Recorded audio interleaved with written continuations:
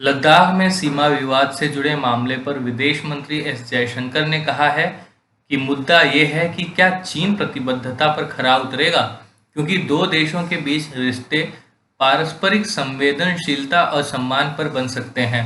क्या बीजिंग उस लिखित प्रतिबद्धता पर कायम रहेगा जिसमें दोनों पक्षों द्वारा सीमा पर बड़ी संख्या में सशस्त्र बलों की तैनाती न करना शामिल है?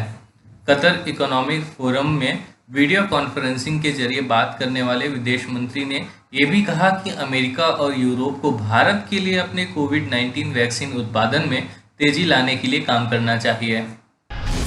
पीएम मोदी ने 24 जून को सर्वदलीय बैठक बुलाई है, जिसमें फारूक अब्दुल्ला नीत गुपकार गठबंधन ने शामिल होने के लिए हाँ कहा है।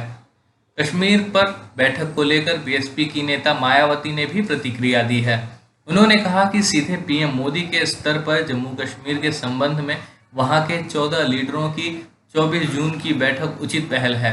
करीब 2 साल के बाद यह बैठक कुछ ठोस फैसलों के साथ सार्थक सिद्ध होगी व जम्मू कश्मीर राज्य की पुनः बहाली आदि के लिए भी मददगार साबित होगी, ऐसी आशा है।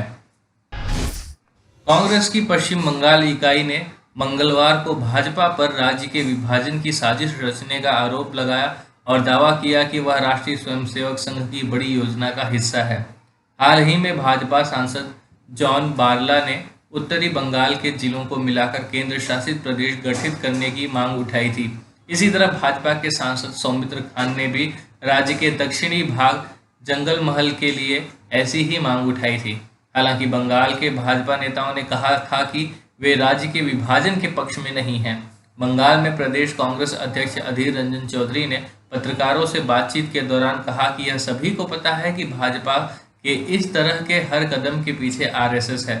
पीएम मोदी आरएसएस से प्रभावित हैं और आरएसएस की मुस्लिम बहुल प्रांतों को काटकर अलग राज्यों में मिलाने की पुरानी योजना है।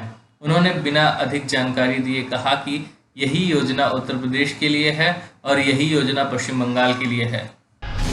भारत और चीन के बीच इस हफ्ते पूर्वी लद्दाख को लेकर एक और दौर की राजनयिक वार्ता होने की संभावना है, जिसमें गतिरोध वाले बाकी बिंदुओं से सैनिकों की वापसी पर चर्चा की जाएगी।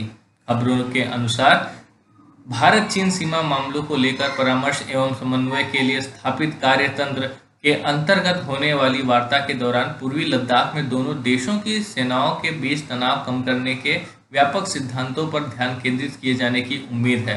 कहा जा रहा है कि यह बैठक 24 जून को हो सकती है। भारत में एक दिन में कोरोना वायरस संक्रमण के 50,848 नए मामले सामने आए हैं। देश में कुल मामलों की संख्या 3 करोड़ का आंकड़ा पार कर 3,28,709 पहुंच गई है। पिछले 24 घंटे में 1,358 लोगों की इसकी वजह से मौत हुई है। अब तक देश में कुल कोरोना वायरस की वजह से 3,90,660 लोग मारे जा चुके हैं। अब खबरें पाइए सबसे पहले हमारे मोबाइल न्यूज एप्लीकेशन पर। एंड्रॉइड या iOS प्लेटफॉर्म पर जाइए, HW न्यूज नेटवर्क को सर्च कीजिए, डाउनलोड कीजिए और अपनी सुविधानुसार भाषा का चयन कीजिए। खबरों की भीड़ में अपने काम की खबर पाते रहिए।